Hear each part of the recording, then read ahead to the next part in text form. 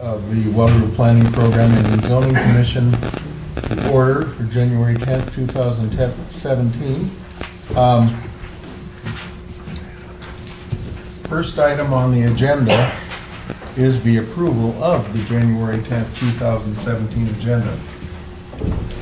So moved. Second.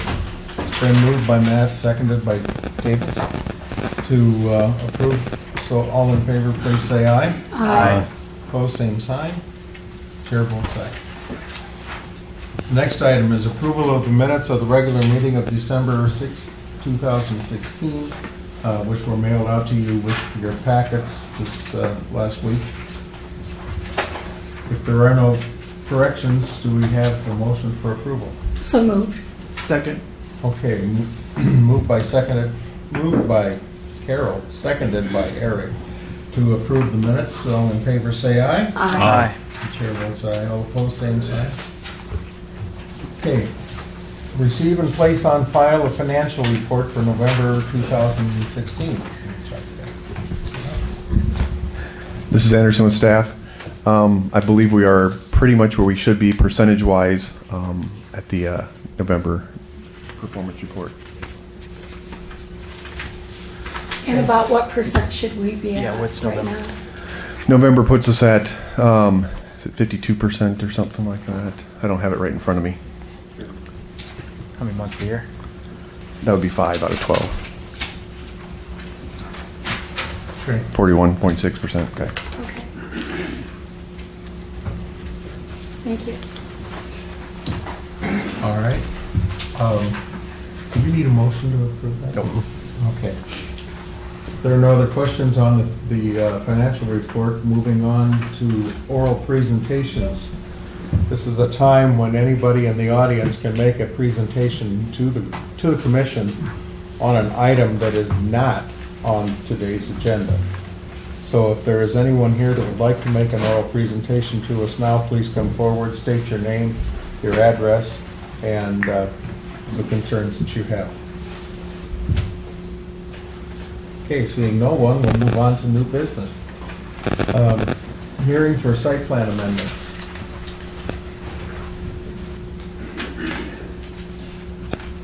All right, currently the time is 4:03 p.m.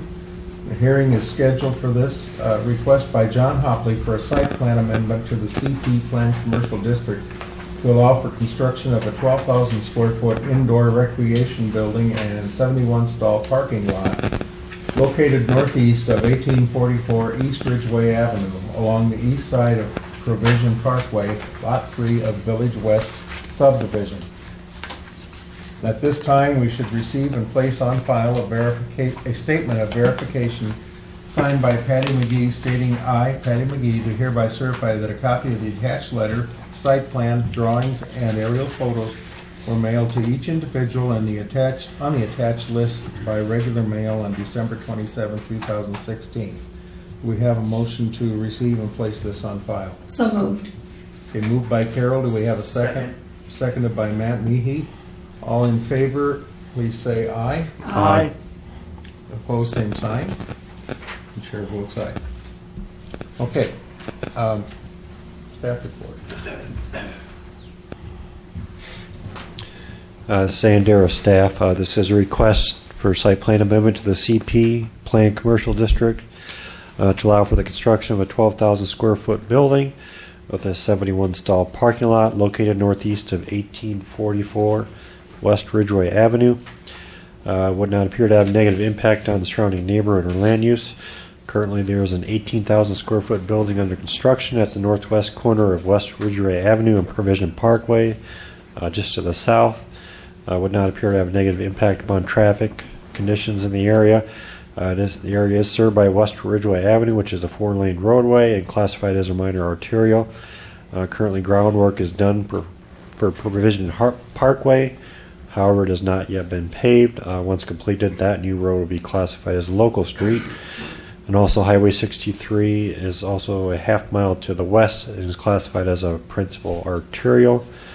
5-foot Portland cement concrete sidewalk is shown in front of the building paralleling Provision Parkway. However, the sidewalk is only being shown in front of the proposed building and not to the south of the building. If there are plans to split the lot in half and sell the southerly portion, then a plat survey would need to be signed off upon, which would then not require that there be sidewalk until that lot is developed.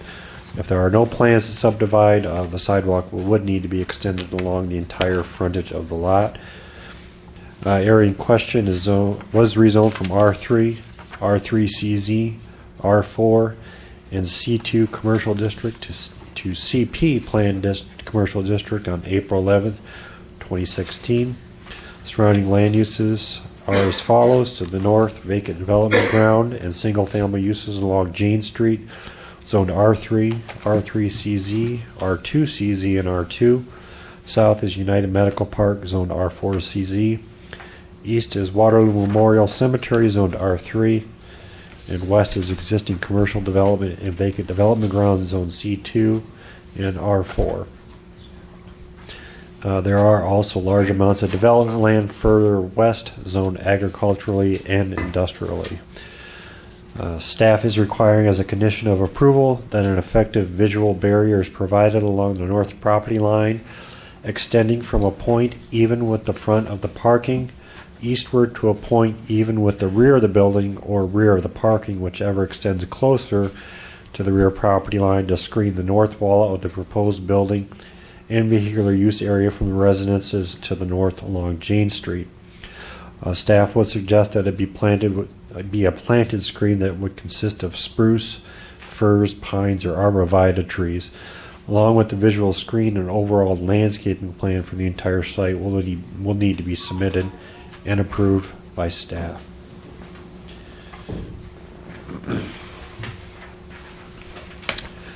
The CP planned commercial district is intended and designed to provide a means for the residential and compatible commercial developments on tracts of land on a unit basis, allowing greater flexibility and diversification. The proposed structure shows numerous materials being used on the outside, which range from a textured wall panel system, a flat wall fascia system, and a ribbed metal wall system. It appears from the submitted elevations the textured wall panel system will be on portions of the south and west walls of the building, and the ribbed and flat panel systems will be on all four walls. The north and east walls of the building will be a ribbed metal system, which is the reason staff is requiring that there be an effective visual screen to minimize the impacts upon the surrounding area. There are also 5 large windows on the west elevation, along with the entrance door, and 4 large windows on the upper portions of the west wall. Floor plan shows 9,486 square feet of the building being devoted to gymnastics gym use, and the remaining 2,514 square feet of the building being devoted to restrooms, storage/mechanical, and a conference room. It also would appear that the 4 large windows on the upper portions of the south wall would allow for natural light to shine into the gymnasium. It is also indicated on the building layout plan that it has an occupancy rating of 243 persons, and the zoning ordinance requires for places of assembly that there be 1 space for every 4 persons of the maximum occupancy, which in this case would require 61 parking stalls. As mentioned, they are planning 71 stalls, which is 10 excess of what is required. Site plan only shows 1 ingress-egress point. The staff has concerns with 1 access, as much of the traffic drops off children to attend the gymnastics class and and return at a later time to pick up the children. Without having a second means of egress, there could potentially be a traffic congestion in the parking lot. Staff would prefer to see a second egress to facilitate proper traffic flow to and from the site, or a circular parking lot that allows traffic to circle around and exit the single driveway without having to attempt a turnaround maneuver. Also, to meet the fire code requirements, either a second driveway will be needed or a fire lane connecting around the rear of the building so that the fire rescue could loop around and drive back out. And they have to be able to get access to a point where they can park the truck that is within 150 feet of all points of the building, and provide them the ability to drive forward into and out of the site without having to back up. Also, fire hydrant locations will need to be reviewed during the building permit review process. Also, traffic operations has requested the applicant to provide an estimated or expected daily traffic and what time there will be peak traffic to the site. Has also been questioned how much of that expected traffic is estimated to be generated during that peak hour. All required setbacks are being met for a proposed structure, and the structure height is 25 feet, well below the maximum 48-foot limit for the zoning district. Staff recommends that the request for site plan amendment to the CP be approved for the following reasons. The request would appear to be compatible with the surrounding area, which is comprised of commercial and professional office development. A request would not appear to have negative impact upon the area. The request would not appear to have negative impact upon vehicular and pedestrian traffic in the area. And with the following conditions: one, that the final site plan meets all city codes, including but not limited to parking, landscaping, drainage, etc., except as specifically altered by approval of the site plan amendment. Two, that an effective visual screen consisting of spruce, firs, pines, or arborvitaes is provided along the north property line, extending from a point even with the front of the building or the parking eastward to a point even with the rear of the building or rear of the parking, whichever extends closer to the rear property line to screen the north wall of the building and vehicular use area from the residence to the north along Jane Street. And three, that a second ingress-egress point or circular parking layout is added to the site to facilitate a proper traffic flow to and from the location and meet fire code requirements.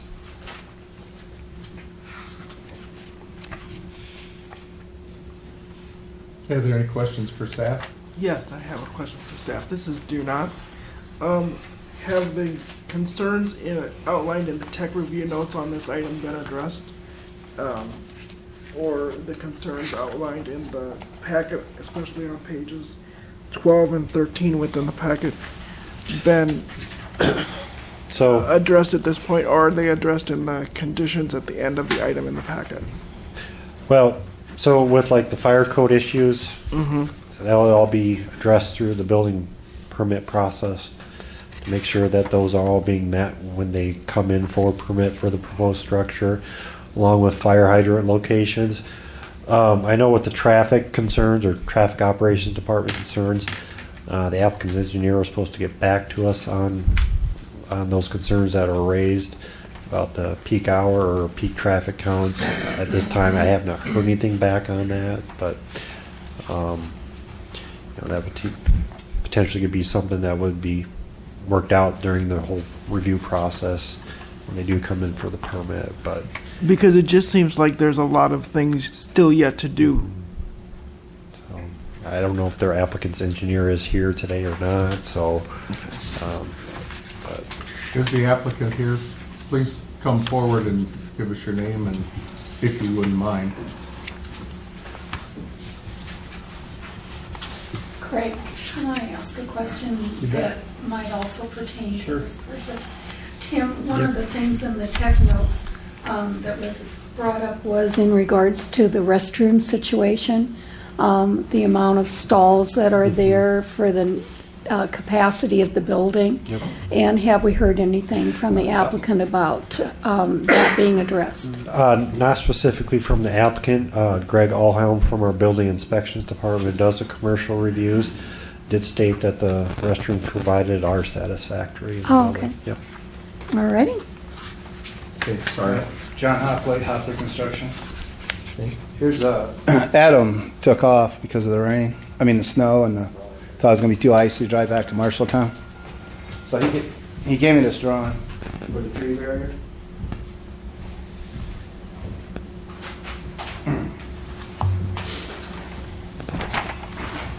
And I also like to note that there is existing trees back there already, but this way they'll be on Vicky's property. And then, what was the other thing that you want to address? Second access to it. Oh, yes, and I think Adam said we could put a single lane in there just for the fire truck. We don't want to make it wide, we just want to make it single. because she plans out on adding on into the future. And then when that happens, then we want to take care, we need addressed all that. For right now, though, since the building's only 12,000 square feet. And then her peak hours are 5 to 7, and there'll be 40 kids there and 12 teachers, employees. So if you're not going to add a second egress, then how's that going to address? No, we're going to, but just single lane. But that's for access for the fire behind the building, correct? Not behind the building. No, Okay. because the building's only 120 feet. So they just got to pull up the fire truck, and their ladders will go 150 feet. So behind it, by the cemetery. So you think that the way that you have the ingress and egress out of your property will manage the flow of parent traffic coming and dropping off and picking up kids? Yes, because you drive in and then you come in and then there's a back out way. It's no different than, oh boy, you ever been over there behind Red Lobster? Oh, yeah. Yeah, same difference right there. One driveway. And they use that driveway to enter into that strip mall and then also into Red Lobster. And then in that strip mall there, that's the only entrance. You can get out the other way, but then there's no way to turn back up and around. So it's basically something like that. But as long as the fire truck can go, and actually 150 feet, the fire trucks can actually hit all four sides. I don't know. I'm sure they got to back up sometime, but if they came in and put the fire out right away, then, after we're all done, there's not going to be nobody there anyway but them. And then they, after they picked up all their hoses and stuff, then they'd probably have to back out. But I don't think there would be any issues. John, this is Holdeman. You said you're going to put in a single lane where? Yeah, come around and just kind of point those if you would. He would rechange this and come right through here, this area. Oh, and back out onto provision? Yeah. Okay, thank you. We were trying to get away from it because when she adds on, we'll have to have another entrance up there. But anyway, I don't know. That's a lot of parking. All right, thank you. My other question was, sorry, this is do not. My other question was there any concern by the people who live on Jane Street or in the neighborhood? Because we've had other items with other meetings that have dealt with the area around Jane Street and the Memorial Cemetery in the area. So I just wondered. Sandera staff, I did not hear any concerns or comments from nearby property owners. I don't know if anybody else on staff did either. But there are some people in the audience here, so I don't know if they're here for the request or not. So, Okay. Any other questions from commission members for staff? Okay. For those who wish to speak for or against this request, we'd ask that you please come to the microphone and identify yourself by name and address. The members of the commission should also identify themselves before speaking into the microphones. So I think it's time now that if there's anyone in the audience that would like to say anything for or against this issue, please come to the podium and do so. Okay, seeing no one. I'd make a motion to close the hearing. Second. Moved by Davis, second by Matt to close the hearing. All in favor, say aye. Aye. Chair votes aye. All opposed, say nay. Okay. Now we'll need, if there's no further discussion amongst the members of the commission, we need to have a motion. I'll make a motion to approve the site plan amendment in the CP Plan Commercial District for the following reasons. The request would appear to be compatible with the surrounding area, which is comprised of commercial and professional office development. The request would not appear to be a negative impact upon the surrounding area. The request would not appear to have a negative impact upon vehicular and pedestrian traffic in the area. With the conditions noted by staff, which are that the final site plan meets all applicable city codes, including but not limited to parking, landscaping, drainage, etc., except as specifically altered by approval of the site plan amendment. Item 2, that an effective visual screen consisting of spruce, firs, pines, or arborvitaes is provided along the north property line extending from a point even with the front of the parking eastward to a point even with the rear of the parking, or rear of the parking, whichever extends closer to the rear property line, to screen the north wall of the building and the vehicular use area from the residence to the north along Jane Street. And item 3, that a second ingress-egress point of circular parking layout is added to the site to facilitate a proper traffic flow to and from the location and meet fire code requirements. Do we have a second? Second. Okay, moved by Matt, seconded by Carolyn, that we approve, subject to the conditions stated. All in favor, please say aye. Aye. Opposed, same sign. And the chair votes in favor. Thank you so much, that's taken care of. Our next hearing is on rezoning, request by Tum Tum to rezone approximately 0.456 acres of land from R4 Multiple Residence District to R4 CZ, conditional zoning, for the purpose of allowing a grocery/retail store located at 915, 919 West 4th Street. We have staff report. Oh, yes, Seth Einberger for the staff report. Hold on. Oh. I need to do this before, I'm sorry. Oh, sure, not a problem. It is now 4:23 PM, and a hearing is scheduled for this time to act on a request by Tum Tum to rezone approximately 0.456 acres of land from R4 Multiple Residence to R4 CZ Multiple Residence Conditional Zoning District for the purpose of allowing a grocery/retail store located at 915/919 West 4th Street.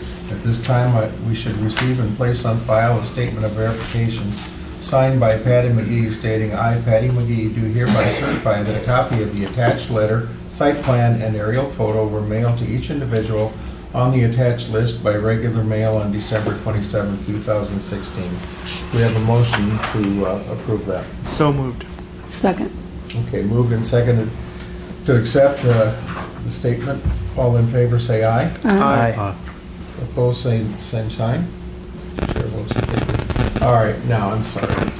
Now it's your turn. Oh, it's quite all right. Yeah, it's Seth Einberger with the staff report. The applicant is requesting to rezone the property in question for the purpose of allowing a grocery retail store at 915-919 West 4th Street. The request could have a negative impact on the surrounding neighborhood. The surrounding area is predominantly zoned R4 Multiple Residence District and is predominantly developed with professional office uses and residences. The proposed use would not appear compatible. However, allowing the grocery retail store in the rezone area would be considered a neighborhood commercial use. The request would not appear to have a negative impact on vehicular or pedestrian traffic movements in the area. The area is primarily served by West 4th Street, which is classified as a minor arterial. The area of the proposed rezone is R4 Multiple Residence District. The area zoned R4 has been zoned such since 1969. The surrounding land uses are as follows. To the north is mostly consists of R4 Multi-Residence District. To the south has professional office buildings and is primarily has apartment dwellings as well. To the east is professional office buildings and multifamily housing, and to the west is professional office building as well as single-family and multifamily housing, and also zoned R4 Multiple Residence District. The area is located in Waterloo's historic Church Row area, and the surrounding area is comprised of single-family duplexes, multifamily housing, churches, and professional office buildings. The homes and structures in the immediate vicinity are a diverse mix, with some structures dating back to the teens and some more recently constructed in the 1980s. The future land use map designates this area as mixed-use residential to high-density residential professional offices, neighborhood commercial. The request to rezone from R4 multiple residence district to R4 CZ multiple residence district conditional zoning district for the purpose of allowing a commercial retail store at 919 West 4th Street is in conformance with the future land use map and the comprehensive plan. The R4 multiple residence district is intended to provide for areas of the community which are suitable for low, medium, and high-density residential uses and professional offices that are adjacent to residential, professional, and commercial uses. The R4 district allows professional offices, but it does not allow for grocery retail stores. However, allowing the 2,100 square foot structure to have conditional zoning for grocery store, retail store in the R4 multiple residence district would be considered a neighborhood commercial use. Although one block to the east along West 5th Street has an established C2 commercial district, which would appear to be a more appropriate location for the store, the site also meets the parking requirements for a grocery retail store by having 38 spaces, when the parking ordinance only requires there to be one space for every 200 square feet, which equates to 11 parking spaces. It should also be noted that the store has no plans to sell liquor. Therefore, staff recommends that the request to rezone approximately 0.0456 acres from R4 multiple residence district to R4 CZ conditional multiple residence district for a grocery store be approved for the following reasons. The request would not appear to have a negative impact on the surrounding area and is compatible neighborhood use. The request would not appear to have a negative impact upon pedestrian and traffic conditions within the surrounding area. Any questions for staff? Yes. Yes. If you have, this is due out, by the way. On Yes. item 1 in the conclusion in the staff recommendation, it says, the request would not appear to have a negative impact on the surrounding area and it's compatible for neighborhood use. And on page 28, at the top of the page, it says the request could have a negative impact on the surrounding neighborhood, but it does not explain on page 28 what the negative impact could be. And then it asks, throughout the item, it asks for exceptions about why we could do this in the area. Yeah, I guess in terms of the potential conflict in the area, I mean, it's an area of mixed uses. You know, it's not necessarily known for commercial retail, but I guess if you're looking at the definition of, you know, what is a, you know, neighborhood use, it does fit that definition. So apologize for it sounding or seeming to be contradictory, but I guess the final point that I was trying to make is that it should conform to the area, just considering that it's, you know, has several professional office buildings in it. It may be more appropriate for a C2 district, but considering how small of a grocery store this would be, I think it would be a good fit to serve the area as opposed to be, you know, a negative, to have an overall negative impact on the community. And there is a two-part here, because in the next item within the packet, we're going to be asking to be allowed to make an exception for that item. But the other part, has it ever been considered that we should put this location in a C2 as outlined in the material in this item? Has that ever been considered to put it in a C2 commercial district? I guess that would be a question for the applicant. Do we have any? Oh, okay. Yes, I'm Oh, here for it. Yes.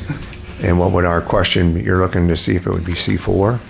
Yeah, excuse me, would you give us your name and address? Excuse me, my name is Charles Haney, 3232 Osage Road, representing the property at 915 and 919 West 4th Street in Waterloo. Well, I mean, my question was, on page 29 in our packet, it says although one block to the east along West 5th Street has an established C2 commercial district location. The passenger was asking, would that location in the C2 commercial district would be more compatible for the proposed store? Well, And the was whole- that ever considered? The whole area, if you go down 4th Street, is basically a commercial area. The whole area around this is commercial. You've got the Dollar General store within a block and a half. You have Evelyn shopping area in there where it's all commercial stores right across the street from it. You have the old Social Security building across the street from it. There's a church across the street from it. There's commercial all around it. So, I mean, if your question is, should it be a C4 classification, or what is the question on it? Well, I was just asking that why wasn't the other commercial classification considered instead of where it was being proposed to be put? That's all. I guess, yeah, I mean, the area, it's not currently zoned C2, but I don't know, I guess, the property could be rezoned to that. But I guess with this, it's just, I guess the purpose mainly behind this request is to get reuse out of this facility that's just sitting there vacant. And I guess the point, I was trying to make in terms of 5th Street, there are commercial uses and businesses there. But, currently we have this current property is sitting vacant and currently isn't being used. And I guess the reason for the conditional zoning is, just try to get reuse out of the building as opposed to having, numerous vacant properties off of 4th Street. So, it's kind of a hard question to answer. Thank you. Okay, anybody else have any questions for either staff or the applicant, since he's up here?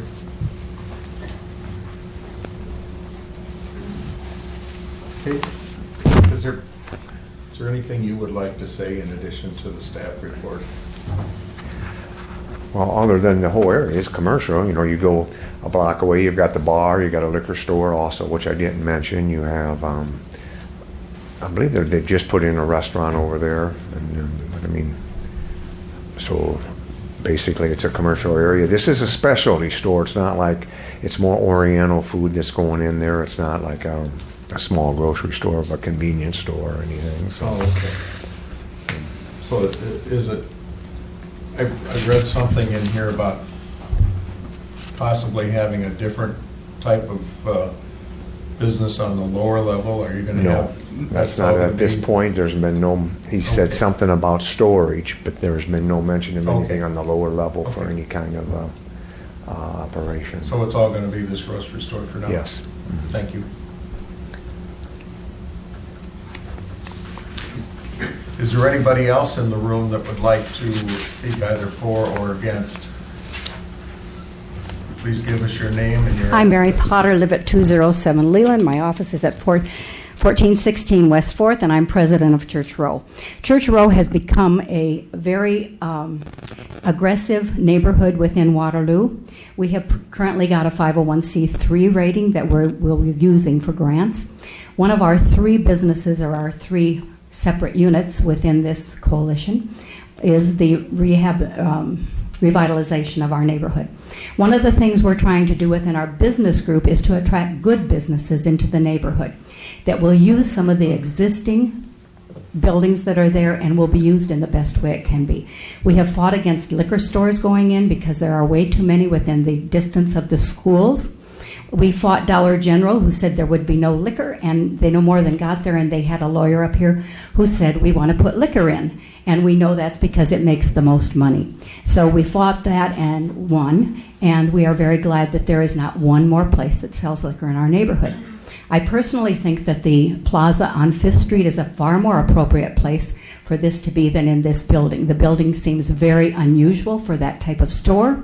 I think it has a far better use, and the fact that Church Row Business Corp is trying very hard to find that kind of a business, I would vote very much against this. I do not think it will be an enhancement for our neighborhood, and I do not believe that everything around it is commercial. We are also trying to rehab homes. We're trying to take some of the rental properties, redo them in a way that they can be either single dwellings or something that is well managed.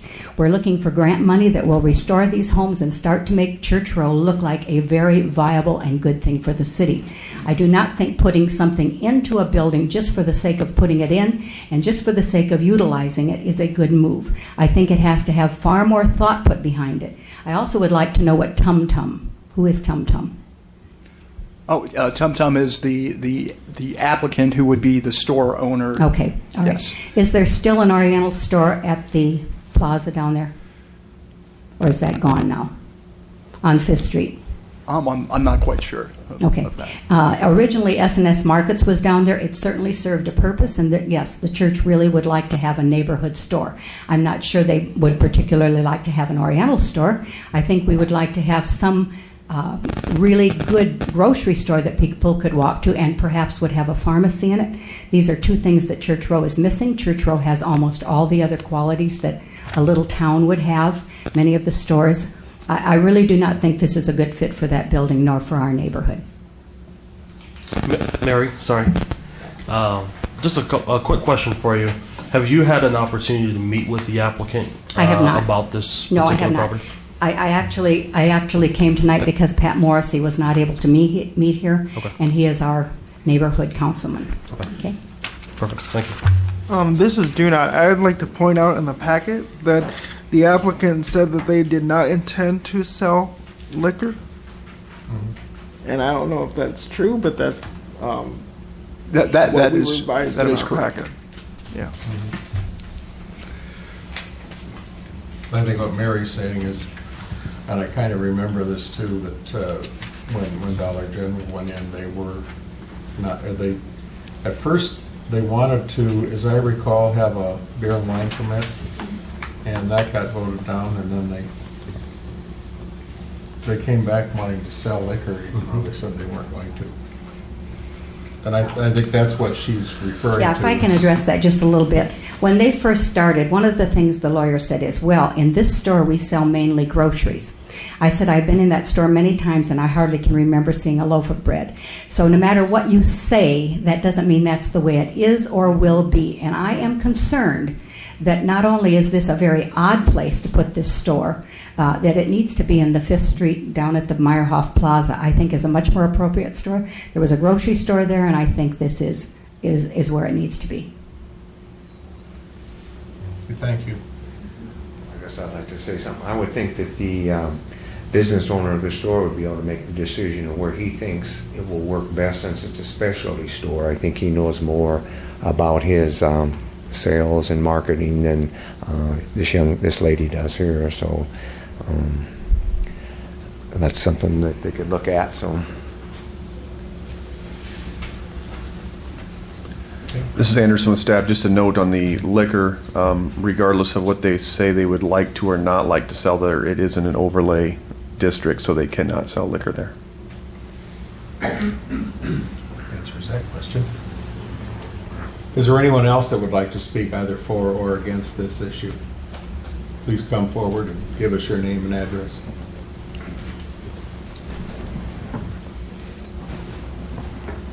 I'm Susan Lance, and we own I own the property just to the south of the physician's property. And I don't want to get in the middle of any of this. I just want to say that we are supportive of a store going in there, if that's what you decide. I agree. We wouldn't want it to be a liquor store or whatever, but we are supportive. Chuck has been a great person to work with. We've worked together. We share a parking lot. And I just wanted to say I'm supportive of this. Like I said, I don't want to get in the middle of all this, but we have no objection if this is what you decide tonight. Thank you. Thank you. Anyone else? Okay, seeing no one come forward. I make a motion to close the hearing. Second. Moved by Kavis, seconded by Matt to close the hearing. All in favor, say aye. Aye. Opposed, same sign. The chair votes in favor. Now, is there any further discussion on this issue amongst commission members? I've got some reservation, recognizing the work that the Church Road Neighborhood Association has done over the years in trying to be strategic in how to redevelop that neighborhood. I do think it would make sense for the neighborhood association and the property and the applicant to meet and to make sure they don't have to, if we were to deny today, they'd have to come back and pay fine or pay the fees again. I would make a motion to table for 30 days to allow for the neighborhood association to meet with the applicant to address any issues.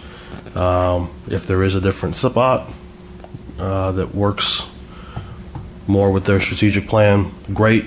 If not, I don't see any harm in holding off for 30 days. But I would make the motion to table. Okay, motion's been made to table. Is there a second? Can we ask the applicant if they're opposed to that, or? Have you guys even talked with one another? No. Do you think that that might be helpful? I think that would have been the right way to go, yes. Well, I would like to see it progress without taking 30 days for it. We'd like to get, it's a time-consuming thing that it's been a month already, and then you're put another month, and then we got to get it approved in front of the board. We'd like to get someone in the building and get it going and stuff like that versus sitting vacant. So we would prefer to see it go through. Right? Well, let me ask a question for staff. When would this come up to council, on the council agenda, if it were passed here today? Probably could be placed on the agenda within probably 2 to 3 weeks. Then I guess I would rescind my motion to table, and I would make a motion to approve. I'm going to add I'll just say this, I'm going to make the motion to approve, but I strongly encourage neighborhood association and the tenant, the applicant, to meet prior to the city council meeting. But I will make a motion to approve the request to rezone approximately .0456 acres of land from R4 multi-residential district to R4 CZ conditional multiple resident district for a grocery/retail store be approved for the reasons as stated. Second. Okay, it's been moved by moved by Tavis, seconded by Eric, to approve the request. There's no further discussion. All in favor, please say aye. Aye. Opposed, same sign. And the chair votes in favor. Thank you so much. Moving on to our next hearing for rezoning. It is the, okay, I'll just say this, that it's 4:44 p.m.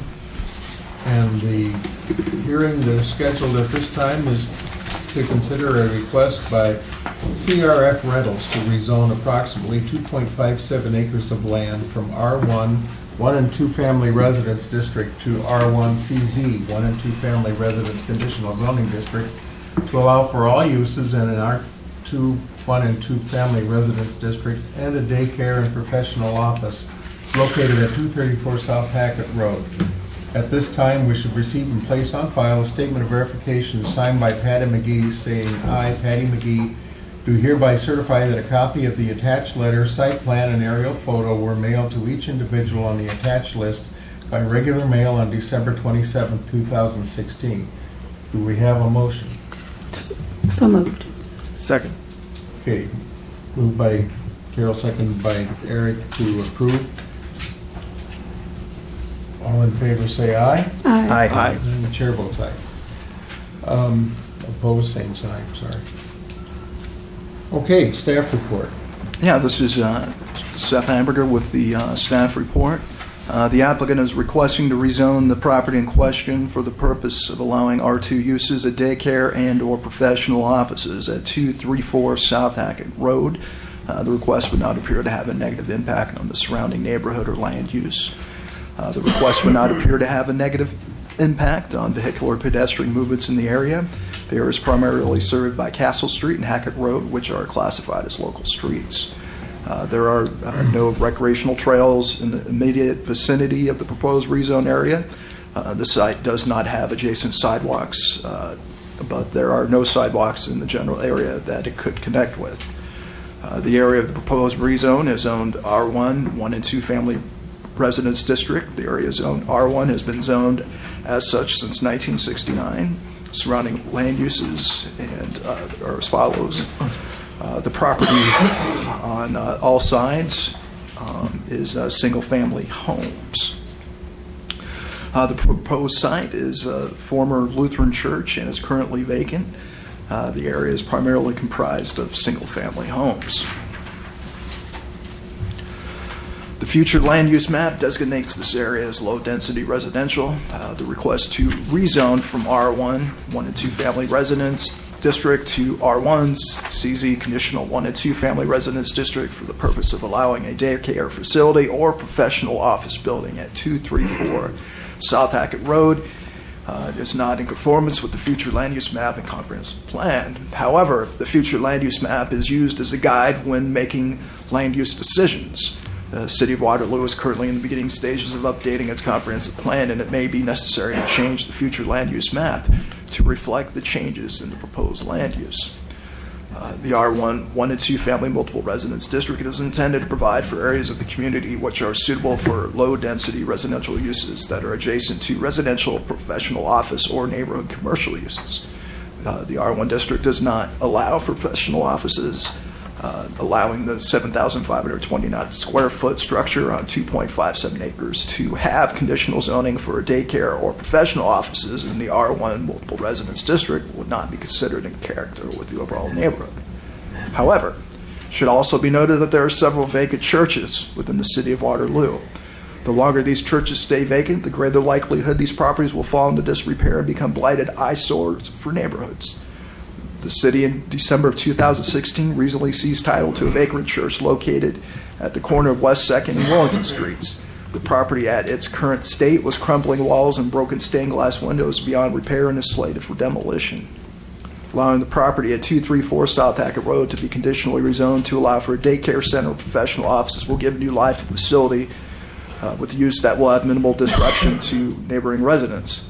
Typically, people leave their homes for work at 8 a.m. and head home at 5 p.m. Daycares and professional offices are typically only open from 7 a.m. to 6 p.m. and are closed on the weekends. The proposed uses would not appear to significantly differ from an impact on the neighborhood from the principal use as a church and preschool facility. The site does meet the parking requirements of professional office building by having 50 spaces when the parking ordinance only requires there to be one space for 300 feet, which for the 7,529 square foot structure equals to 26 parking spaces. Therefore, staff recommends that the request to rezone approximately 2.67 acres from R1, 1 and 2 family residence district to R1CZ, conditional 1 and 2 family residence district, be approved for the following reasons. The request would not appear to have a negative impact on the surrounding area. The request would not appear to have a negative impact upon pedestrian and traffic conditions within the surrounding area. The request would allow for a vacant structure to be reused for a purpose that will have minimal impacts to neighboring properties. And that closes the staff report. This is Dunat with a question. Sure, go ahead. Yes. My question is about the lack of sidewalks on page 35. I understand that you said that there was no general area where there was already existing sidewalks where if you put in sidewalks, there was no place to have them connect. That is correct. But if the place is going to become a daycare, is there a safe place for children or users of the daycare to be in a safe place to play outdoors? Yeah, the entire area where the lot is located is about 2.67 acres. It has a lot of open grass area and trees, and an area where you could possibly put a playground, which would be located in the rear of the property. It's typically city policy that we don't require sidewalks or parking ramps in areas where there are essentially none to connect with, and that's typical within the city. I mean, if there were sidewalks there, then yes, we would require them to connect and to fill in any potential gaps or spaces within the sidewalks within town. But this area, this subdivision, none of it has sidewalks. So there's no concern about children or outdoor play where there's just the road and then there's the property and then children happening to run out on the road. That property is awfully large. Okay. And it sits with back. It goes, quite a yeah, ways. Sits it goes back. way back, and I would think that if they were gonna set up a daycare in there, they have to pass certain state standards, Yeah. which that would, I'm sure would be taken into account. And would be adult and staff supervision, that sort of thing. Absolutely, and the site was a former daycare as well. Yeah. I mean, so not a daycare, but a preschool. I apologize. Any other questions for staff? Yeah, this is Hall. Is this a part of anything with Complete? I mean, I know that Complete Streets is looking at these neighborhoods that have not sufficient sidewalks. I thought I remembered at one point our packets used to include a Complete Streets write-up, but I don't see it. Is this portion identified in the Complete Streets plan? This is Schrader with staff. The Complete Streets Advisory Committee, which I am a member of, has been reviewing sidewalks and kind of looking at where sidewalk gaps and infill areas could be beneficial. They haven't really done a full analysis of the entire city. They've done a little bit. They've kind of looked at some key areas. There is a map that identifies all of the gaps and prioritizes those as kind of a high, medium, or low area based on how, various things like proximities to schools or other types of uses that would generate a lot of pedestrian traffic to connect, what all it connects to commercial uses, as well as a particular gap might be a higher priority if it's a smaller gap as opposed to an entire neighborhood with nothing. So we haven't really done in-depth review of specific areas like this, and we have started putting in the staff report a little bit of analysis of how we think it relates to the Complete Streets policy. There we go. We have had lots of rezone requests where it's a redevelopment of an existing site that does not have sidewalk now, whereas a condition of that approval we have required sidewalk when it will connect to something, or there's even been a few where we've required them to put in sidewalk which doesn't immediately connect to anything, but it's in close proximity, so it's a short gap that we feel the connection can be made there, hopefully in a reasonable amount of time.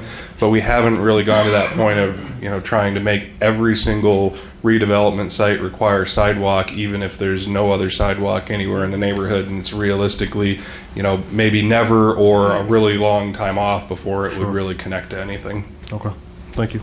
In Tavis, even in this packet, there's been areas in the item or points in the item where it talks about the Complete Streets policy. Yeah, no, and I see it now, but I'll be honest, to me, the issue is we sort of hear fairly often that there's not a neighborhood nearby. Well, this property probably hasn't been redeveloped for over 50 years. It may be another 50 years, and at some point we probably have to be a little bit more forward thinking. But sorry, I'll go ahead and leave that one be. Okay, any other questions for staff? If not, we'll entertain a motion to close the hearing. So moved. Oh, did we have any Oh, input? there's from the audience? comments. Sorry. Apologize, yes, I apologize. Sorry, folks. He was like, man, I've been sitting here for an hour. What are you doing? If there is anyone, please come forward if you would like to speak either for or against this, and accept my apologies for. I'm Jim Keppel. I live at 206 South Hackett, which borders this property immediately to the north. I have a lot of concerns, but I guess my first question here is on this rezoning. Granted, you said the intent is for a daycare or office buildings, but what does the actual rezoning allow for? Because I'm afraid that, you know, this property's been for sale for probably close to a year now, and it hasn't sold. So the intent for rezoning is to make it more attractive to possible buyers. So I guess that's my question. What does it mean to have all these different rezoning? This is Schrader with staff. I can answer that one. The property is being proposed to be rezoned from R1, 1 and 2 family residence district, to R1 or R2 CZ condition, R1 CZ conditional zoning district. A conditional zoning district is just that. It's conditional on what they're proposing, and the wording we have in there is that what uses would be permitted on this property include those that would currently be permitted in an R1 or an R2 residential district, which is single-family homes or duplexes. That's the same thing that's permitted on your property currently, and then conditionally allowing additional to that either daycare facility or professional offices. So no other uses would be permitted. So does that mean then that the existing building can be demolished and something else constructed? Yeah, currently without a rezone request, that facility could be demolished and single-family homes or 2-family homes could be redeveloped on that site. It's, you know, a 2.5 acre site that certainly is more than enough size to probably, you know, I don't have the numbers, but you'd get several lots out of that. And the reason I ask that is because myself and my 2 immediate neighbors to my west, we have significant runoff issues whenever it rains. And if there's any kind of landscape change, I mean, it could greatly impact that. That's my concern. And I also hear now that there's a concern about sidewalks, which may require some regrading and affect that also. So. Thank you. Anyone else?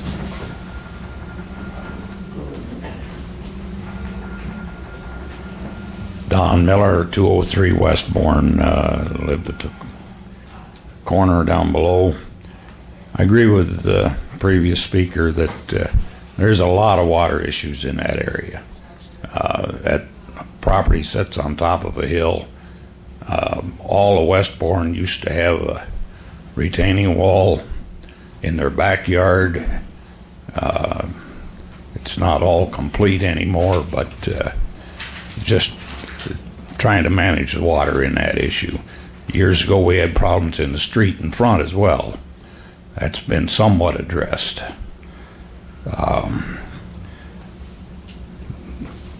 This property be about 110,000 square feet, I believe. At any rate, 2.5 acres for you. A little over 100,000 square feet, 110. How many lots could you put into that?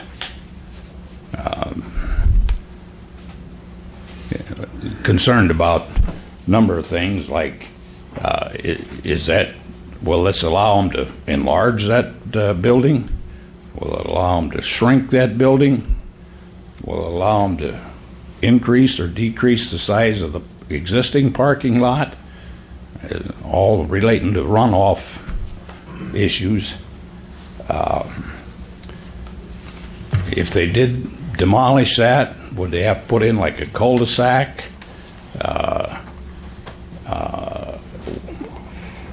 Would they have to come up with a water retention plan of any kind? Again, it's on top of the hill. Which way would they run their sewer and their stormwater issues? And would those all be addressed? And also, a little panhandle that comes down on the side, I believe that's 60 feet wide. Is that suitable for a normal residential lot? Is that wide enough? I know some properties the city owns, they won't allow them to build because they're not wide enough.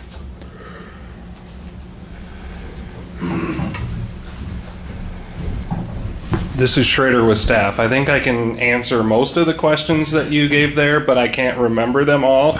So I guess if you want to... You start and I'll remind you. Well, so starting off with the 60-foot wide in the R1 zoning, there is a minimum lot width of 60 feet. Excuse me, that's the R2. The R1's actually 75 feet. So that would be too narrow for an individual lot there. You asked how many units that you could get in there. Just taking your approximated lot size, existing lot size divided by the minimum lot size, I think you would, in theory, get somewhere around 12, but realistically there's no way you'd actually get 12 lots because that doesn't factor in if you're going to put in any sort of cul-de-sac or road. You ask, would they put in a cul-de-sac? I mean, that's, I have no idea. That would be speculation. If someone did propose to demo the building and redevelop it, probably an option one is going to be to do like 3 lots off of the existing road without doing any road extension, or if you're going to try and get more lots, that's likely what you would have to do, is try and do some sort of cul-de-sac. One quick question, I guess. They have not presented you with any kind of a site plan of what they plan to do, right?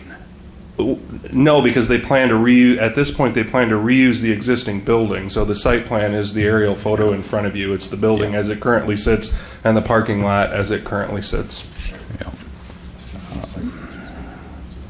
Yeah, and it was also pointed out, since this is a request to rezone it to a CZ, conditional zoning classification, that is a use and site plan specific zoning district. So if they were to propose to make the changes, it would have to go back through a site plan amendment process, like if they were proposing to do a major addition to that building. So you'd all be notified again, it would go through this process? Yeah.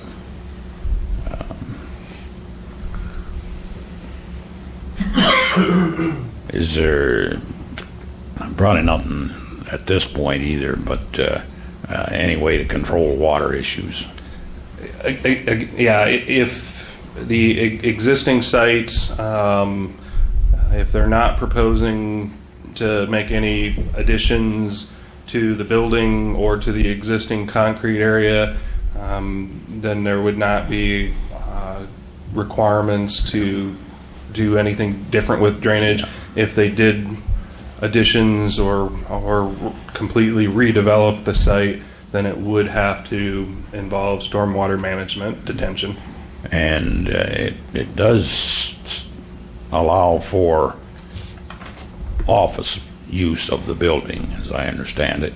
That's the proposed request. Could that be yes. subdivided into 50 different little cubicles if you wanted, or you know what I'm saying? Could you have 10 different businesses actually in there? In theory, yes. I mean, there's, from a zoning or a land use standpoint, whether you put one office with 100 employees or 10 different offices that combined have 100 employees, it doesn't, really have any significant difference. Yeah.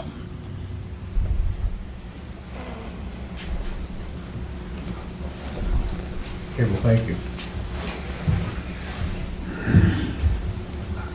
Roger Smith, 1815 Castle Street. Well, the roads around there cannot handle any more traffic. If there's somebody parking on the east side of South Hackett, vehicles have to wait and turn to get through there. That road is not wide enough. Castle Street hasn't even been finished. There's no curb and gutter. And we're getting flooded here. We're getting flooded bad. And I know how it works when you go to replace it or redo a parking lot, because that's what I do. They could leave a 20 by 20 square foot section and get around all the water retention thing too, because that's just the way it works. That's the way you guys allow them to do things. I've seen it, I've done it. We're all getting flooded out. Can we sue for that? I mean, I've put up a retaining wall. We're continuously running more dirt in because we get water flowing between our properties like this, 18 inches. We could run a canoe down there if you want, even today. It's horrible. There is not enough road there on South Hackett to put in another 100 people or whatever they're going to plan on putting in there. It's a bad deal. We're all getting flooded. There's no curb and gutter, so along that portion of Castle, I don't know who forgot that there's still that part of the road needs to be finished. It's never been done. And it's been 2 to 3 years. We had like a great big hole out there, and finally last summer somebody put some stuff in there, and I actually did a little patching myself. So we don't have enough room for any extra traffic, and I don't know where you get that from.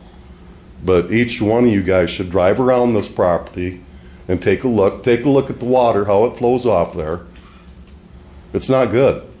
We don't need that. We don't want that. It's quiet where it's at now, where we're at, it's quiet. We don't need all these extra neighbors and stuff. It's not a good deal. It needs to be looked at quite a bit further.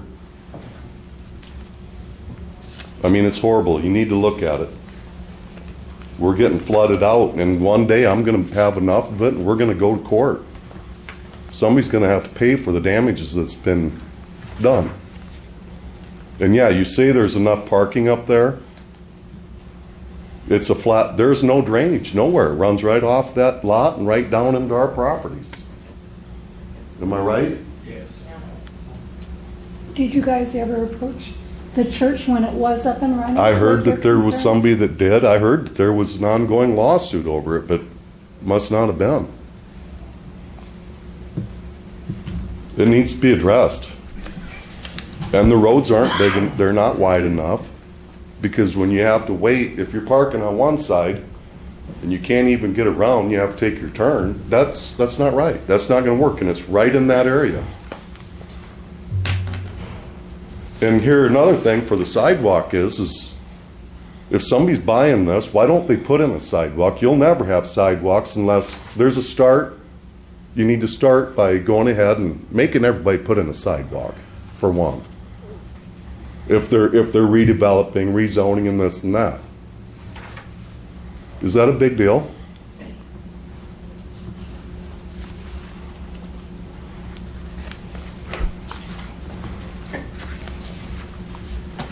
I mean, I would almost say that any of you folks here, if we were looking and if the table was turned, we were sitting over there and you guys were over here, you wouldn't like what's going on with it either.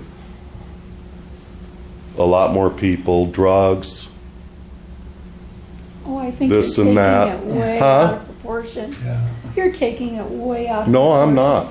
Well, okay, when the church was up and running, you had people in and out of the church all the time. It was beautiful, beautiful. You had funerals, you had weddings. No problem. No So problem. why is this going to be any different?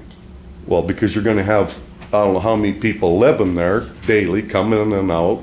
People aren't going to be living there. That's not what they're asking this property to be Just used for they're looking only to have it for, a daycare Or professional. or professional offices. There's not going to be anybody living there. And somebody threw out 100 people. That's just out of the air. That's not grounded in anything firm that we then know why about. would it say anything about 1 and 2 family? But it's dwellings? not going to be used for Okay, housing. then why is it on there? Because that's what the That's zoning what it is ordinance now. What it permits. can be used for now. Yeah. It's just- But, I that's mean, the we need same- to look at the situation. The parking's terrible. I mean, It's just a flat surface, and it all runs right off this surface, down the hills, and it floods every one of us out. We can't grow grass. Well, that's probably not gonna change whether this goes through or not, Well, unless you get somebody in there that digs up the parking lot and puts in a detention. and pond. doesn't leave a 20-foot by 20-foot square and saying they're only repairing it, Yeah. because that happens. Well, and They're still not adding to it, though. this is They wouldn't be adding to the size. They're not changing the, Yeah. anything Well, as something far needs to as be the- changed with it. I don't know who can do that, but, I mean, if it's changing hands, I think somebody should have to, and if it's rezoned and whatever, now's the time to get it done. well, and you were having you commented on the sidewalks. This is do not, by the way. You were commenting on the sidewalks on page 35 in the packet in this item. It says that there's no place for the sidewalks to connect to in the area. I know. I don't really care about the sidewalks. It's just an example, you know? Yeah. This is where you start. You know, you gotta start somewhere. Yeah, you never, for years, you could put one in if you wanted, or whatever, you know? Now it's mandatory, you build a house, you put a sidewalk in, right? Well, when things get rezoned, I think you should go and have that put in. This is Schrader with staff. No, it's not mandatory. If you buy an existing vacant lot in an existing neighborhood that doesn't have sidewalks and you build a house on that, you do not have to. Sidewalks are mandated as part of the creation of the lot. And, you know, as part of a rezone, that could be added as a condition. You know, and I recognize your point of you've got to start somewhere. But where we've identified to try and start is where it makes logical sense to where it does connect to something or has the ability to connect to something in a reasonable time frame. So I would say in this neighborhood, a reasonable place to start would be 2 blocks to the north, you know, off of Rainbow Drive, which does have sidewalk when pretty much nothing else anywhere in the neighborhood does. Yeah. I think it would be kind of, you know, It wouldn't make a lot of sense to put one in. it's going to sit there with no use for the next 15 years and deteriorate, and they're going to be replacing panels of crumbling sidewalk before it connects to anything. Yeah. But the roads, whoever said that them were plenty wide enough, it'd accommodate whatever, they're not wide enough, and Castle's not even done. Well, I don't think we It's addressed gravel that. now. I don't think we addressed that the roads were plenty wide enough. Somebody said something. We said there that was we didn't think it sufficient. would have any negative impact on traffic conditions, and we're comparing that to the previous use of a church and a preschool facility.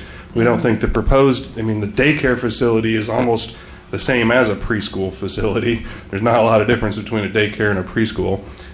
And the church facility is somewhat different than a professional office, but there's some comparisons there too. So it was our assessment that the traffic impact would not be any significantly different than the previous use. Yeah. Really, with 50 parking spaces there, I can't imagine that there would be anybody using that building that would have enough extra cars that it would overflow onto the street. That's not, we're even close to where I was talking about, but it's just the residents that are already there, you know?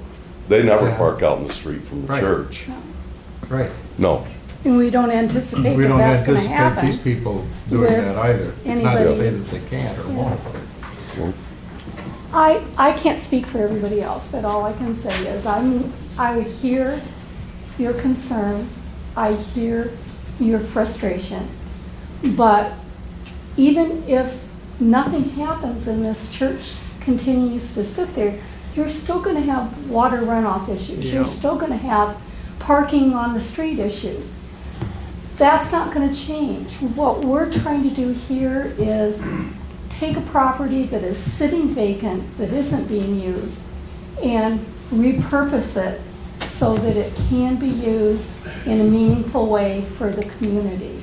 Yeah. And I wish that we could change your situation, but unfortunately, we don't have the authority or the ability to do that. Yeah. And perhaps if you wait until after the end of the commission meeting, we can give you some ideas of who you could talk to about your issues that might be able to help you get some satisfaction and some changes. Yeah. But we don't have that ability. Yeah, because I don't want actually, you to walk away and think, Well- They don't care. Right now, there's tile lines that are tiled from the church, is downspouts or whatever, that blows right out the side of the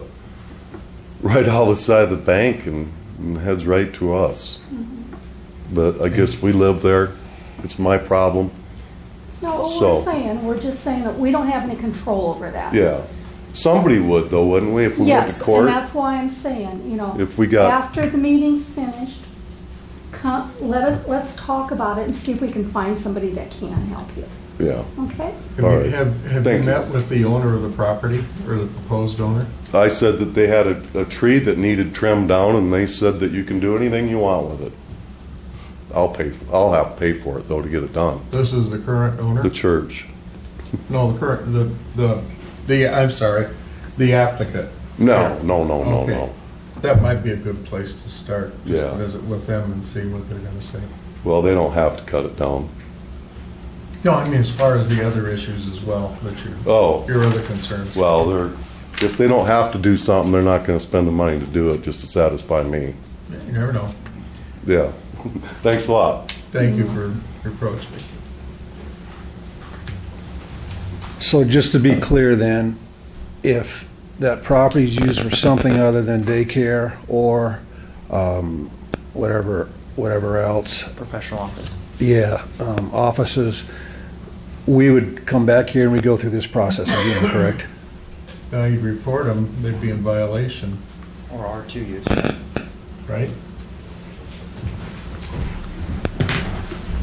Mr. Schrader with staff, yeah, regarding the R2 use, that would basically be, reusing the existing building as a single-family home or a duplex. If they're going to demolish the existing building and relay out houses, then there would be a separate approval process for that, probably a plat.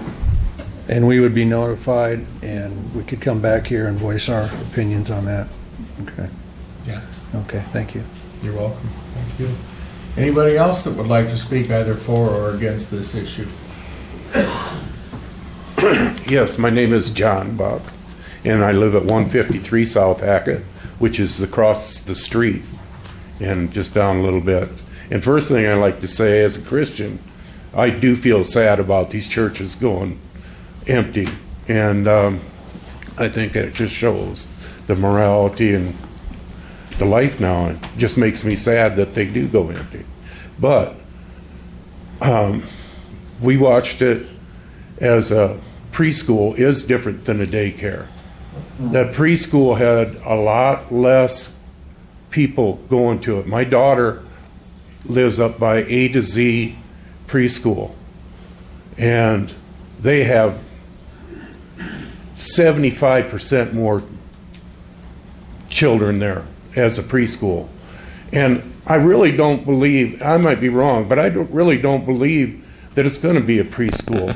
Yeah, I just checked, from a mile from my home, we have 2 A to Z preschools, one up by Alabar and one down the university.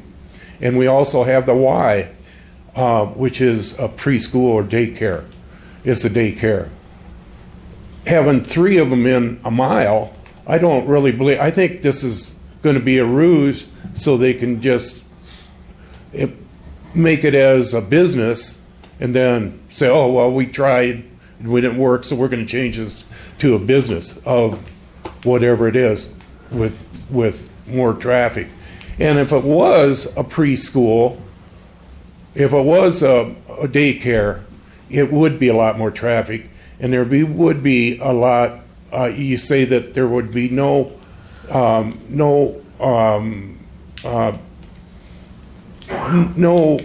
hurt for traffic or anything. Yes, there would.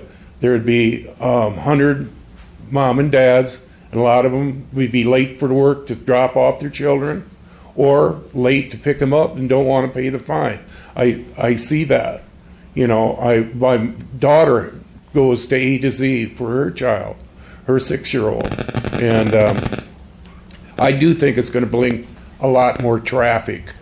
And if it turn and also if you change it to a business, then up the street in South Hackett is 4.5 acres with, I think, Lockhart. They're going to change that to business too. They're going to say, well, we got business down in South Hackett. It's no longer just a single-family residence. And we're going to change this and put businesses in there, or one business. And I feel like after you do, if you do change it from single-family, it'll be changed, and then they can put anything in there they want. Because I don't really feel like they want the daycare is what they really want to put in there, and that'll create a whole lot of traffic. And you're right, there is no sidewalks there, so people have to walk out in the street. And if you got a couple hundred or 100 extra cars going to a daycare, and these people are walking up and down the street, in the street, because there is no sidewalks, that I think is a danger. A two-way street, I don't want to put a sidewalk in. Then I gotta maintain it, and I gotta fix it when it cracks, and I really don't want to do that neither. But I really, I feel bad that the church is going empty, but I think they ought to just, if they were that worried about it, knock it down and put single-family home in there, or single-family homes. Thank you very much. Thank you. Just to be clear, folks, this conditional zoning is conditioned on the property being a daycare and professional office building. Anything else is in violation, am I correct? So anything else would not be permitted under this? Isn't it either or? Either or? Yes. Either or, yeah. Okay. I'm Chris Fischels, I'm the applicant. I live at 4736 Yellowstone in Waterloo. I bought a property probably 8 months ago just to the south of this property, about a block, and so I drove by it weekly with this church and just seen it sitting there and just thought it'd be nice to have something happen with it. So I put it under offer subject to getting it rezoned today. Would like to redevelop it, like to spend about $100,000 inside of it, remodeling it, making it professional office was my intent. I didn't want to limit myself to just professional office, so that's why we threw in the daycare, because I thought that'd be a good mix with the neighborhood.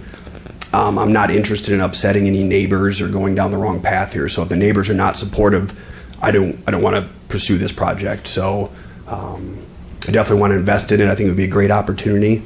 I think it would be a nice building when I get done with the outside and the inside, but I don't have to own this property. I just think it could look nice when I got done. It could be some professional offices inside there. I'm envisioning having 2 tenants, one in each. This building would be great to be divided in half, so I think it'd work well that way. It'd look brand new inside and do some sprucing up on the outside, which is needed, would be my intent, but definitely don't want to upset any neighbors.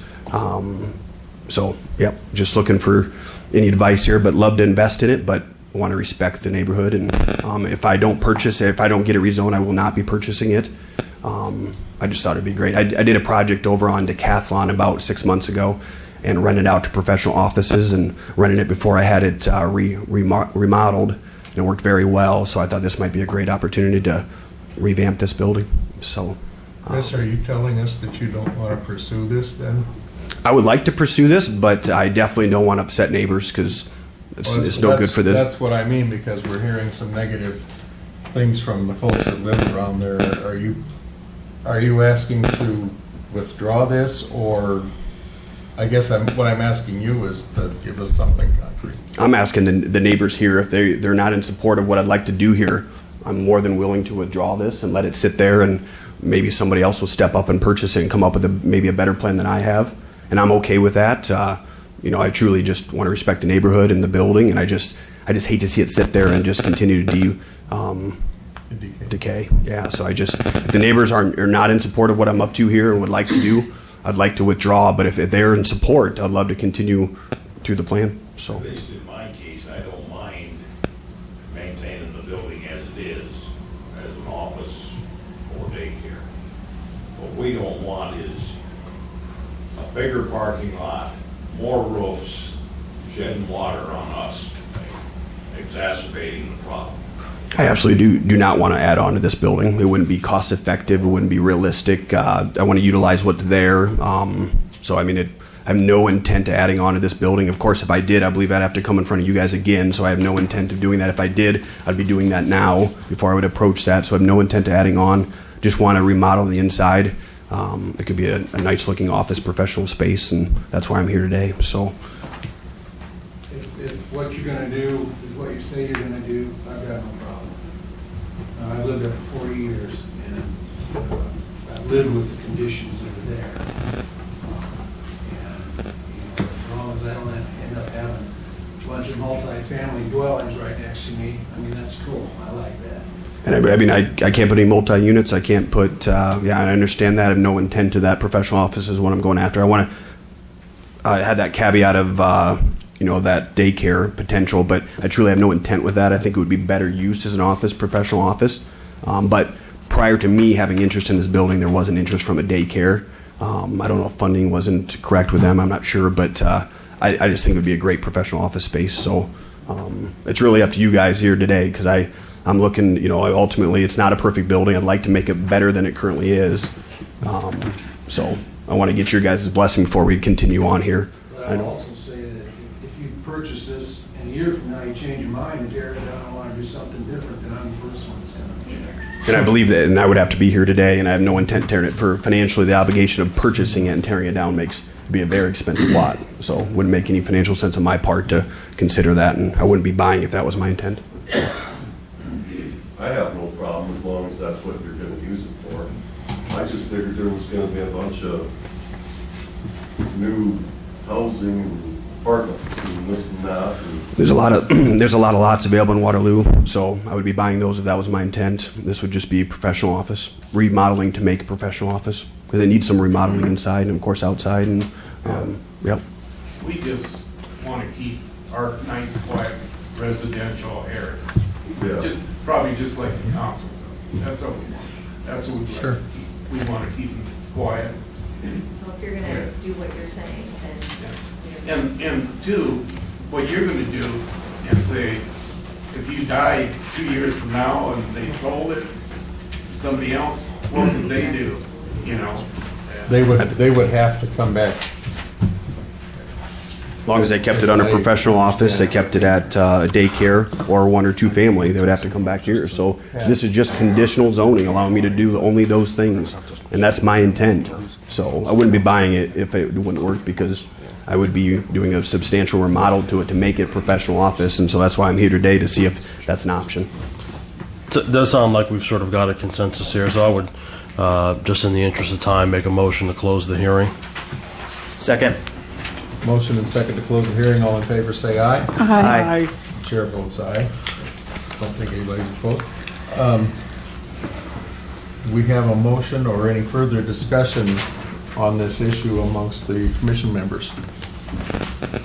I'd make a motion to approve the request to rezone to the R1C3 conditional, sorry, R1CZ, conditional 1 and 2 family residential districts for the reasons as stated. Second. Okay, it's been moved and seconded to rezone to the R1CZ conditional zoning district, 1 and 2 family. All in favor, please say aye. Aye. Now, Opposed? I did have a question. I'm sorry, Eric. We can finish the motion, but I did have a question. Was there a misprint on page 37, 267? Is it supposed to be 257? I'm just trying to clarify the number.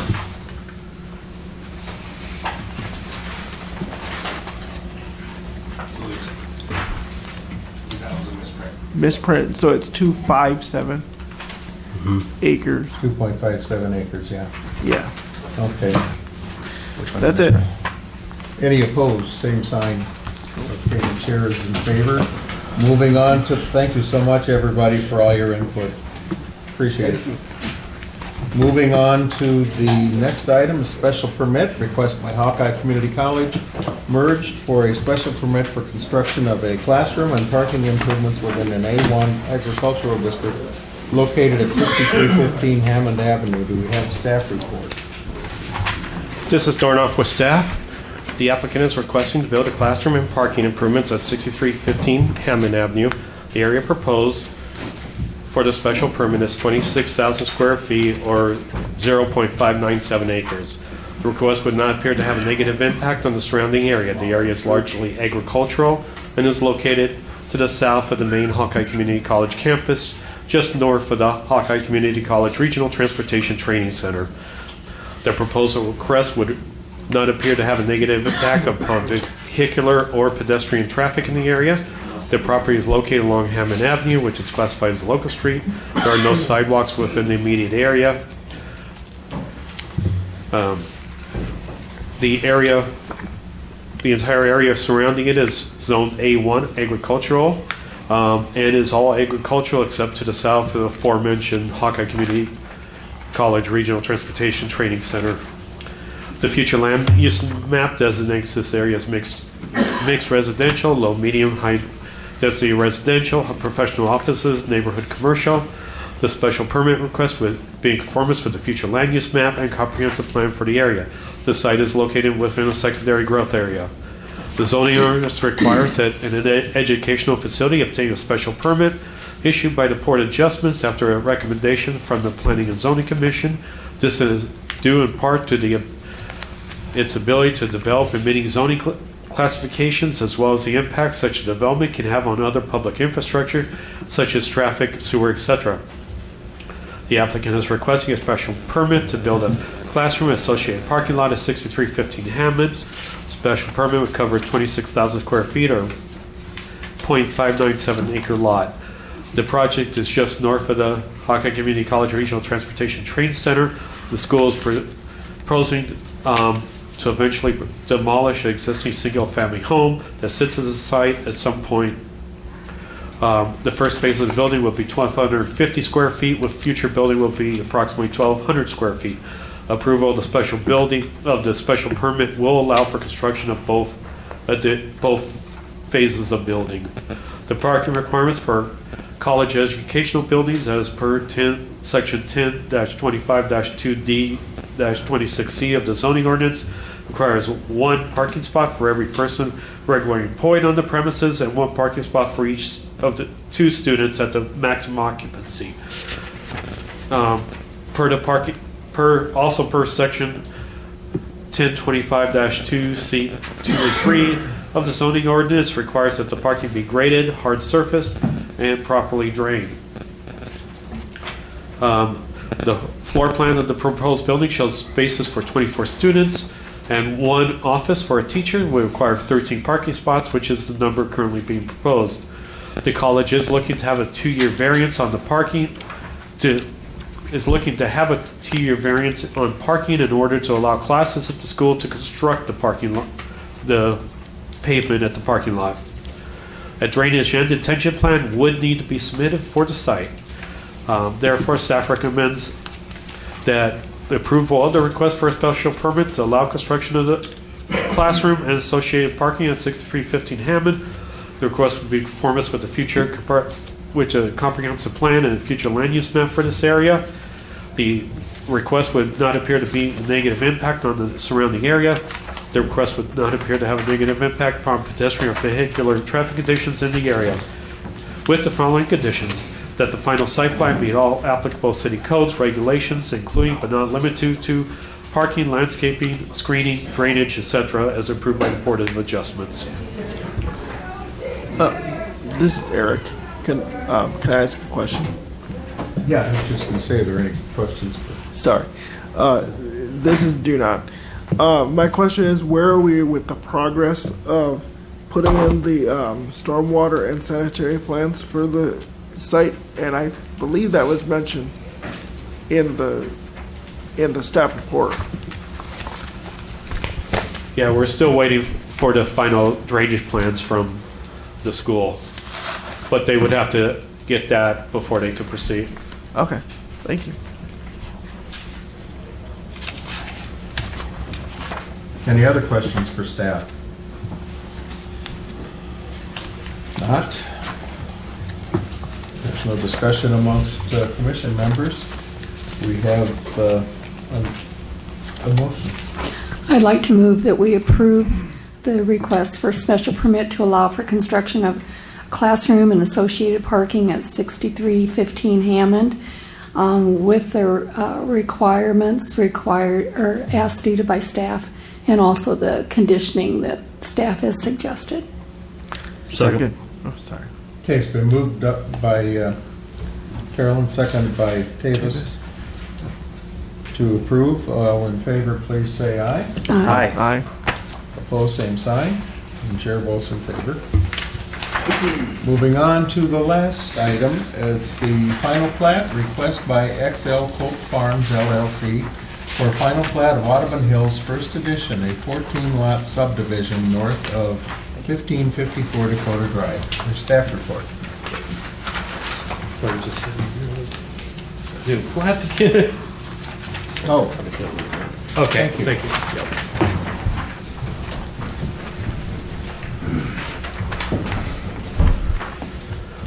This is starting off with staff. I just handed out the latest plat that just came out a couple hours ago from the, this request would create 14 lots for residential development, ranging in size from 13,498 square feet to 27,007 square feet. Request not appear to have a negative impact on the area. The development appear to be compatible with surrounding residential development. The request would not appear to have a negative impact on traffic conditions. Vehicles would access the lots from Blue Wing Drive. All roads are classified as local streets. West Shalis Road is the nearest minor arterial. There is a recreational trail looking on the west side of West Shalis Road. Sidewalks will be installed for the deed of dedication to meet subdivision ordinance. The requirement is consistent with the city's complete streets policy. There are no public schools within close proximity to the site. The site in question is adjacent to Lot 1 of Audubon Park 5th Edition, which has been set aside for park space. Prairie Grove Park is located approximately 1 mile to the southwest. The final plat shows a 30-foot building line and 10-foot utility easement in front of all proposed lots, and all services will be extended to serve the lot. The future land use map designates this area in question as low-density residential. The request will be in compliance with such a designation. The site is located within a primary growth area as designated on the growth map within the comprehensive plan. The final plat consists of 14 lots containing approximately 7.087 acres of land, which is located north of Dakota Drive. The streets shown are Blue Wing Drive and Hog Place, which would be dedicated to street use. Upon approval of the final plat, a 30-foot building line is shown in the front of each lot, which is the minimum setback for an R1 residential district, and a 30-foot building line is shown on the long dimension street frontage on corner lots, which exceeds the minimum but is consistent with adjoining subdivisions. Access to future development is shown via Red Tail Drive. A retention pond for detention and drainage is located in outlet A on the final plat. Staff would note that the primary plat for Audubon Hills First Edition was approved by the Planning and Zoning Commission on May 3rd, 2016, and approved by City Council on June 13th, 2016.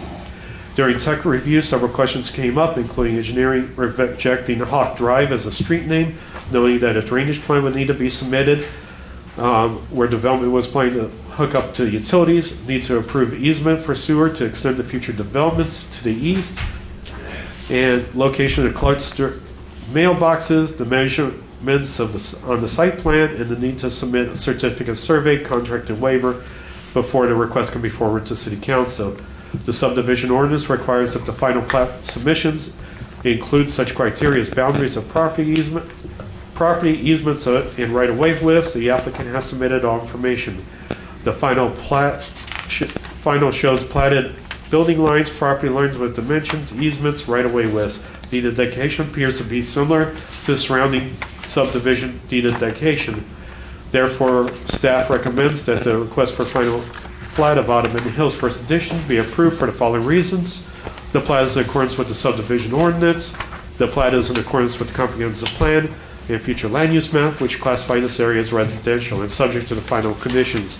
The plat is updated and additional documents are submitted required by staff before the request is sent to council. since this was written up, a new street name has been created that is approved by engineering. Still working on drainage plan. They have submitted new documentation shows that they've created an easement to allow for hookup of utilities to developments to the east. They've sought new deed of dedication shows where the clustered mailboxes, and they still need to submit certificate of survey and contracted waiver. So this is do not with the question.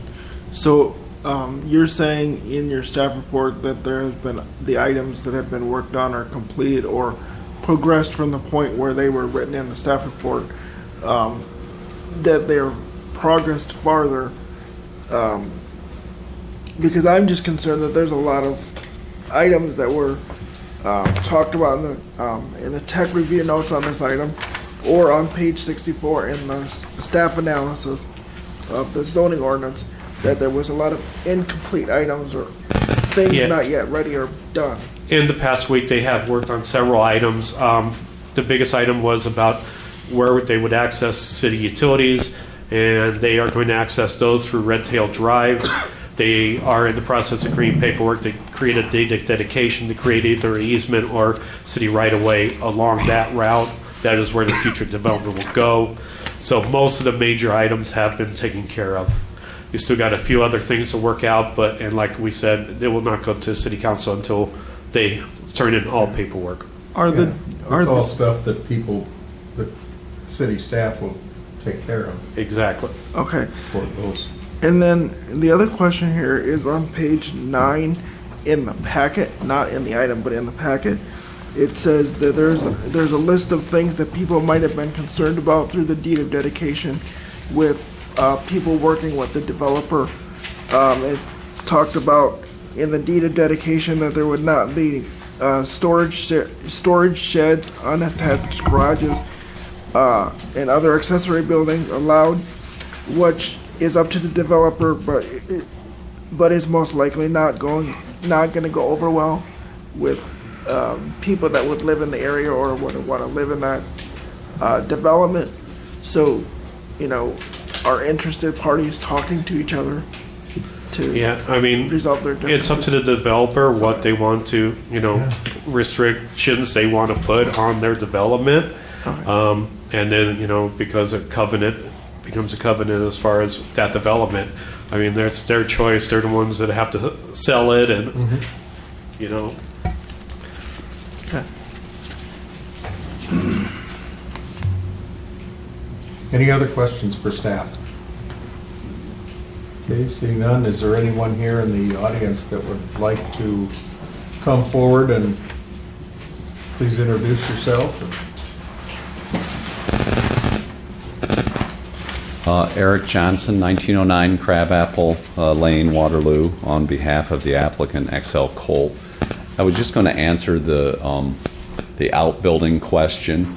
As you know, when we originally planned this subdivision, there was a lot of back and forth with the neighborhood, and one of their concerns was not wanting us to have outbuildings. And so what we agreed as part of our discourse with the neighborhood is that we would not have outbuildings anywhere except for those homes along Red Tail that butted up against Highway 20. So if you look in the preliminary plat, it would say any of the lots butting up to Highway 20 could have outbuildings, and those not butting up against Highway 20 would not. Well, this was going to be done in phases, and in this phase 1, actually, none of these lots are the ones that butt up against Highway 20. So in the second phase, there will be some of those lots that butt up against Highway 20, and those lots will be allowed to have outbuildings, and that was just part of our meeting with the neighborhood, trying to compromise, trying to work through some of those issues. So John wasn't here when we went through that, and so that's the background on that.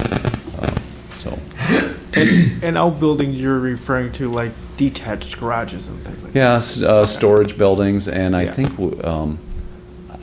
I I should know, and I have a huge folder back there I could tell you. I think we may have put even a square footage requirement on how big they could be, or maybe the zoning already provides that, Eric, how big outbuildings can be. But yeah, that's what we're talking about, probably, you know, some sort of storage shed or something like that in the back of your lot.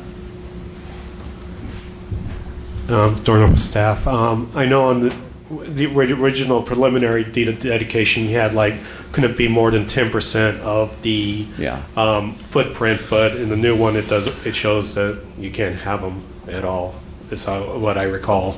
Yeah, and once again, if you read that preliminary plat, certain lots could have them, and then others couldn't. And the only ones that could have them were the ones that directly butted up against Highway 20. Since none of these do, we're trying to be consistent with what was approved as the preliminary plat. Thank you.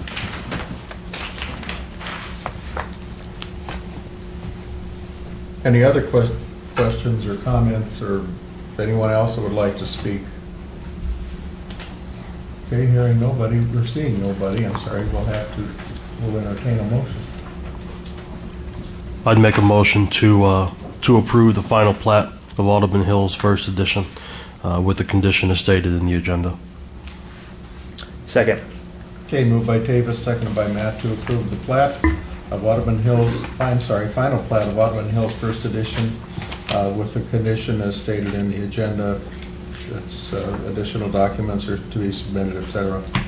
If there's no further discussion, all in favor, please say aye. Aye. Aye. Opposed, same sign. Chair votes in favor. That is passed. Carried.